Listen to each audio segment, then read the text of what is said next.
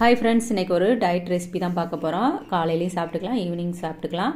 என்னென்னு பாருங்கள். Carrot, beans, குடமிளகாய், sweet கார்னு, சக்கரவள்ளி கிழங்கு, இதுதான் என்கிட்ட இருந்த காய்கறிகள். எல்லாத்தையுமே ஆவியில் இட்லி பாத்திரத்தில் மேலே ஆவியில் தட்டில் வச்சு வேக வைக்கிறேன். சைடில் இந்த பக்கம் வாங்க. ஒரு கைப்பிடி அளவு பன்னீர், அதாவது ஒரு பாக்கெட் பன்னீர் வாங்கினா அது கால்வாசி நான் போட்டிருக்கேன். ஒரு 10 முந்திரி 10 நிமிஷம் ஊற வச்சது, ஒரு ஸ்பூன் மிளகு, கொஞ்சம் உப்பு. ஏன்னா காய் வேக வைக்கும்போது நம்ம உப்பு சேர்க்கலாம், அதனால் இதில் உப்பு போட்டு நல்லா அரைச்சிடுங்க. பாருங்கள், நல்லா மையாக அரைச்சிட்டேன். இது மயோனைஸ் மாதிரி கூட நம்ம எல்லாத்துக்கும் தொட்டு சாப்பிட்டுக்கலாம். பாருங்கள், காய் நல்லா வெந்துருச்சானான்னு செக் பண்ணுங்கள். காய் எல்லாமே ஆவிலே வெந்திருக்கு பாருங்கள்.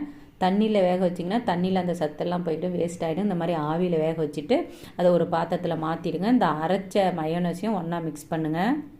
இதில் தேவையான அளவு காரம், மிளகோட காரம் இருக்குது, உப்பு இருக்குது, கொஞ்சம் மல்லித்தலை கட் பண்ணி போட்டுக்கோங்க. குக்கும்பர் இருந்தால் கூட நல்லா ஸ்லைஸாக கேரட் துருவி கூட நீங்கள் சேர்த்துக்கலாம். செம்ம சூப்பராக இருக்கும் ஃப்ரெண்ட்ஸ். கண்டிப்பாக ட்ரை பண்ணி பாருங்கள்.